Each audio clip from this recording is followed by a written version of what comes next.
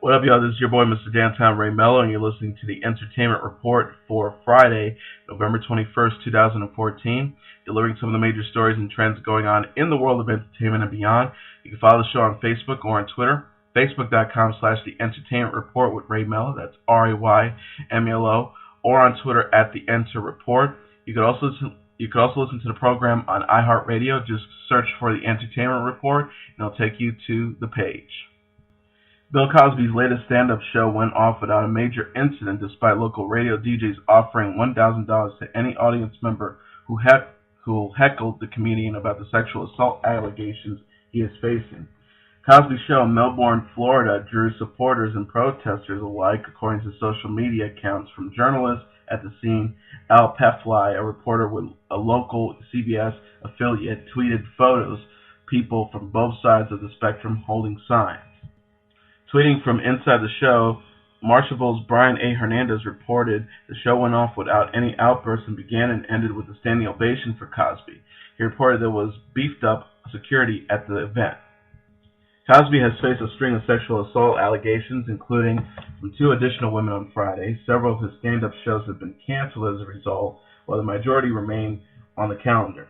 On Friday evening, Cosby's attorney Marty Singer released a new statement maintaining his client's innocence. He said that the claims have escalated far past the point of absurdity and called it illogical that the women would have waited so long to say anything about them.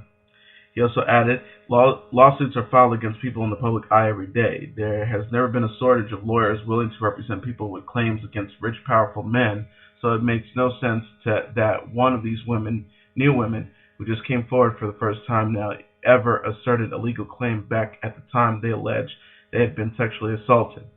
He also adds the situation is an unprecedented example of the media's breakneck rush to run stories without any corroboration or adherence to traditional journalistic standards. Over and over again, we have refuted these new unsubstantial stories with documentary evidence, only to have a new uncorroborated story crop up out of the woodworks. When will it end? It is a long past time for this media vilification of Mr. Cosby to stop. What it means to be fit is an age-old question that changes with the cultural currents. The question, though, is going to be examined in a federal trial in a Florida courtroom soon, thanks to a novel dispute involving the Biggest Loser Season 7 contestant Tara Costa, who became a breakout star after amazing feats like pulling a 2-ton car. When she finished that season in second place after losing 155 pounds, she assigned her publicity rights to the Champion Fund. In turn, that company made a promotional deal with FC Online Marketing, Inc., which owns ILoveKickboxing.com. In July 2013, FC Online sued Costa and TCF for allegedly breaching a contract, and while the claims that made Costa a direct party to this litigation settlement, the dispute between FC Online and TCF continued. Earlier this week, a federal judge made a ruling that now sets up a trial that would likely feature Costa as the star witness talking about her conditioning. In the contract, there was a provision titled Talent Responsibility, which the parties referred to as the fitness clause. Costa agreed she would maintain her current level of fitness and conditions, though that was hardly spelled out. FC Online alleges that Costa gained about 45 pounds and thus breached that clause, but Costa has apparently participated in triathlons since her Biggest Loser season aired, so she obviously believes she maintains fitness appropriately. NBC's Tina Fey's produced comedy Unbreakable Kimmy Schmidt is making a major move. The comedy will now move from NBC to Netflix, where the Ellie Kempler series has preemptively been renewed for a second season, the streaming service announced Friday. The comedy will debut in March 2015.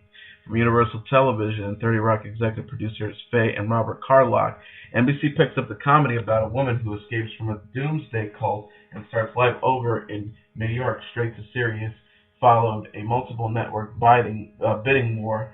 NBC picked up 13 episodes and announced the comedy would premiere in the fall. The series, however, was left off the network's fall slot and never received a time slot. When the opportunity arose for Tina Fey and Robert Carlock to premiere the new show on Netflix with a 2-season commitment, we decided this was the best possible scenario to launch this captivating new series, NBC Entertainment Chairman Robert Greenblatt said.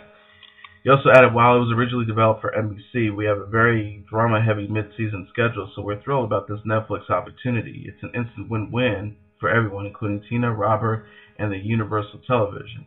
We're already talking to these extraordinary creators about new development for NBC, but meanwhile, everyone here from Universal Television will do everything possible to see that Unbreakable Kimmy Schmidt becomes a long-running hit on Netflix.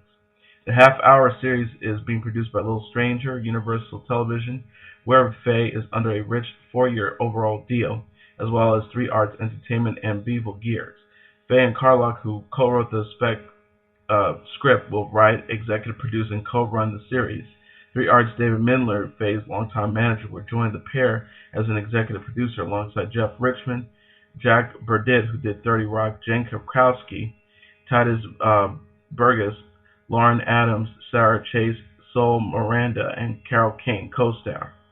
For Netflix, Kimmy joins a rapidly growing roster of original comedies, including Joe Apatow's second season comedy Love, Orange is the New Black, Grace and Frankie, as well as the animated entry BoJack Horseman, and the potential return of Arrested Development as the streamer continues to push into the genre. For NBC, meanwhile, Kimmy's marked its second mid-season comedy that has been removed from the roster. The network also canceled Kristen Ritter's space comedy Mission Control before its premiere. Its mid-season bench also includes the final season of veteran half-hour Parks and Recreations, Ellen DeGeneres' produced lesbian comedy One Big Happy, and Craig Robinson's The Mr. Robinson. Unscheduled dramas include The Mini, The Slap, Allegiance, Odyssey, and potentially Aquarius. Freshman State of the Arts also had a late launch in early November. Queen Latifah is the latest victim of tough economics and harsh realities of making a show work on national television syndication. It is expensive to launch a new syndicated show, hard to make inroads against entrenched competitors some have been on for decades, and the failure rate in the early years is extraordinarily high, as Katie Couric learned last season and Ricky Lake the year before. Latifah's show had middling ratings, but it needed to do a lot better to survive. It is expensive for Sony to produce and market and was pricey for stations to license, so it needed to do well. In key daytime prime periods, Latifah faced tough competitors like Disney's Live with Kelly and Michael in the third hour of the Today Show on NBC at 9 a.m. in the crucial New York City market. More telling, in the second year of a 2-year contract, Latifah's show had not exhibited the kind of growth stations look for at renewal time. Among the key daytime audiences of women 25 to 54, it averaged a 0.6 from the 2014-2015 season to date, down from a 0.7 in its first year. While this may not seem huge, it was a sign that the show was not growing among the viewers advertisers covet most. Latifah is carried by the CBS television station group at prime time periods in the biggest markets including New York, Chicago, Los Angeles, Philadelphia, and elsewhere.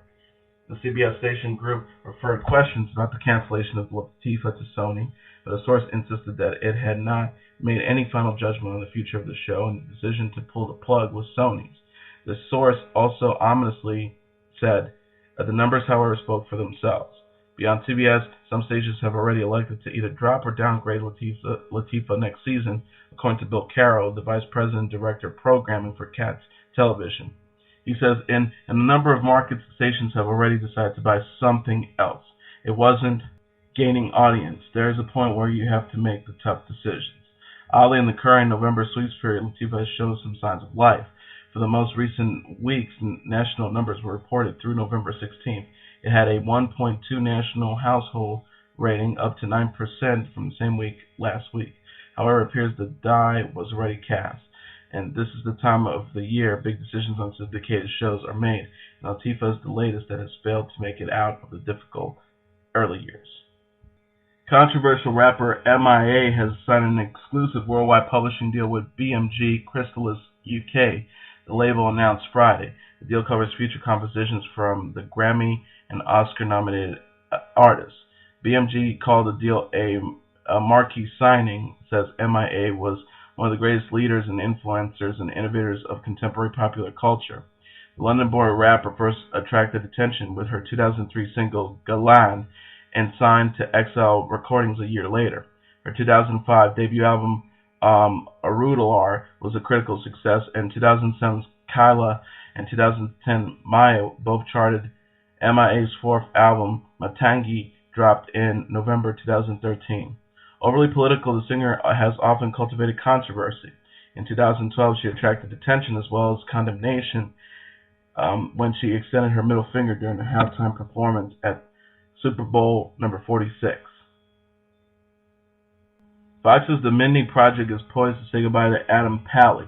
The Happy Endings alum will exit the third year of Fox comedy, The Hollywood Reporter has confirmed. Pally has the option of guest starring when and if his schedule permits. As first reported by TV Line, Pally will depart the series in early 2015. His contract was set to expire with episode 13. Fox recently picked up an additional 6 episodes of the Mindy Kaling vehicle, bringing its total to 21. Pally, one of the most in-demand actors last pilot season, joined the series as a recruiting player in season 2 and was up to a regular after ABC's Happy Endings was canceled. The actor recently inked an overall deal with ABC Studios to produce projects for broadcast, comedy, and streaming service. Last season, he developed a comedy for NBC, though he was never attached to star in the project from partners Dan Greger and Doug Mann. This marks the latest cast shakeup on critical darling The Mindy Project. Beth Grant was promoted to regular when the series underwent a mid-season shuffle in its freshman run. Amanda Setton, who plays Shauna, and Anna Kemp were both downgraded to recurring and eventually exited the series. Original co-stars Zoe Jarman and Stephen Tobolowsky also departed the series. Showtime's Happyish is adding a philosopher. The new Normal alum Ellen Barkin has boarded the comedy starring Steve Coogan, the Hollywood Reporter has learned. Happyish is a dark examination of the pursuit of happiness. Coogan stars as Thom Payne, whose new bosses are half his age. Bradley Whitford plays Jonathan, Tom's mentor and boss, who is an advertising legend whose success is due in equal parts to his creative genius and his moral cravenness. Kathryn Hahn returns to star as Tom's wife. Barkin will guest star in the pilot as Danny Kirschenblum, a hunter who works closely with Tom. The character harbors no illusions about the advertising industry or life and is best described as the sardonic prophet philosopher of the project. For Emmy and Tony Award winner Barkin, the role marks her latest TV gig since NBC's Ryan Murphy, Ally Adler's comedy The New Normal, and appearances on Modern Family. Her credits include Fear and Loathing in Las Vegas, This Boy's Life, and Drop Dead Gorgeous. And finally, the creative team behind Dallas Buyers Club is reuniting to tackle the Janis Joplin biopic. Jean-Marc Vallee is in negotiations to direct the decades-in-the-making project, while Craig Barton and Melissa Wallach are in negotiations to rewrite. Amy Adams is attached to star as the hard-living queen of rock and roll. Ron Terry is producing with Nathan Ross, Vallee's producing partner. This is the latest development for a biopic that has seen several directors come and go over the years. Lee Daniels boarded the project in 2012 before Fernando Meirelles and Catherine Hardwicke were attached as directors, and Renee Zellweger at one point was set to star. The new plans call for Vallee to tackle the project in the second half of 2015. Vallee just wrapped Demolition, a drama with Jake Gyllenhaal and Naomi Watts, and has his latest movie, Wild, starring Reese Witherspoon, open December 5th. And that is your entertainment report for Friday, November 21st, 2014. I'm your host, Mr. Downtown Ray Melo. I'll be back on Monday to deliver some of the major stories and trends going on in the world of entertainment and beyond. You can follow the show on Facebook or on Twitter, facebook.com/The Entertainment Report with Ray Melo. That's RayMelo. Or on Twitter @The Enter Report. You can listen to this episode or any previous episodes of The Entertainment Report. Just go again, search for The Entertainment Report, and it'll take you to the page anytime you want to hear it. Have a great weekend, everybody. I will see you on Monday. Bye.